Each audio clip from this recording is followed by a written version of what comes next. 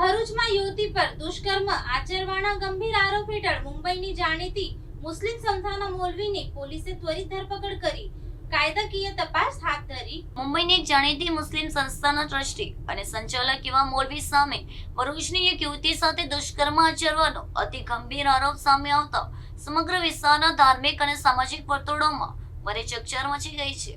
પીડિતા દ્વારા કરવામાં આવેલી ગંભીર ફરિયાદના આધારે ભરૂચ પોલીસે ત્વરિત અને સઘન કાર્યવાહી હાથ ધરી હતી, જેના પરિણામે આરોપી મૌલવીની ધરપકડ કરવામાં આવી હતી। પોલીસે હાલ ગુનાના સંદર્ભે કાયદાકીય તપાસ ચાલી રહી છે અને ઘટના પાછળના તમામ પાસાઓની બારીકાઈથી પૂછપરછ હાથ ધરી છે। આ ઘટનાના પગલે પંથકમાં નાના મોટા સૌ કોઈમાં ભારે આક્રોશ અને ચર્ચાનો માહોલ જોવા મળી રહ્યો છે। પોલીસ દ્વારા આરોપી મૌલવીના રિમાન્ડ મેળવવાની તજવીજ હાથ ધરવામાં આવી છે, જેથી ગુના સંબંધિત વધુ પુરાવા એકત્રિત કરી શકાય। આ ઉપરાંત પીડિતાઓને યોગ્ય ન્યાય અપાવવા માટે યોગ્ય કાયદાકીય પ્રક્રિયા ઝડપથી પૂર્ણ કરવા કટિબદ્ધ દેખાઈ રહી છે। સામાજિક આગેવાનોએ પણ આ ઘટનાને સખત શબ્દોમાં વખોડી કાઢીને આરોપી સામે કડકમાં કડક કાર્યવાહી કરવાની માંગ કરી છે।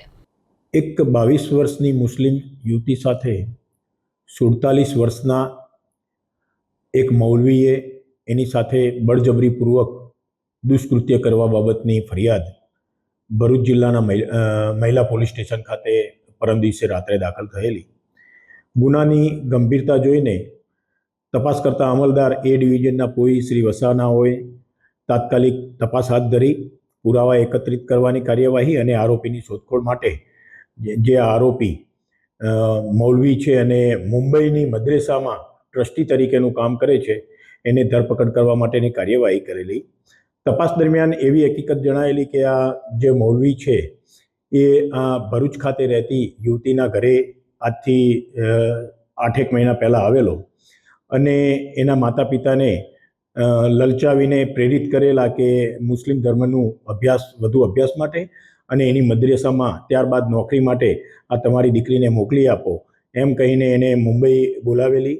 ત્યારબાદ એની સાથે છેડતી અડપલા ચાલુ કરેલા અને એની સાથે પછી મરજી વિરુદ્ધ બળજબરીપૂર્વક એની સાથે શરીર સંબંધ માંડેલા અને એ બાબતના એને એના પોતાના મોબાઈલમાં આરોપીએ આ યુવતીના નગ્ન ફોટાઓ પણ લીધેલા અને આ ફોટાઓ વાયરલ કરવાની ધમકી આપીને અવારનવાર એની સાથે દુષ્કૃત્ય કરતો હોવાનું તપાસ દરમિયાન જણાવેલું।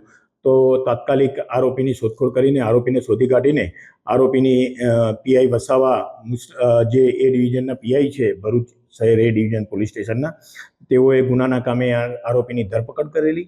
આરોપીને આજે નામદાર કોર્ટમાં રજૂ કરીને વધુ તપાસ અર્થે એના રિમાન્ડની માગણી કરતા નામદાર કોર્ટે આરોપીના 2 દિવસના રિમાન્ડ મંજૂર કરેલા છે અને આગળની વધુ તપાસ હાથ ધરવામાં આવેલી છે।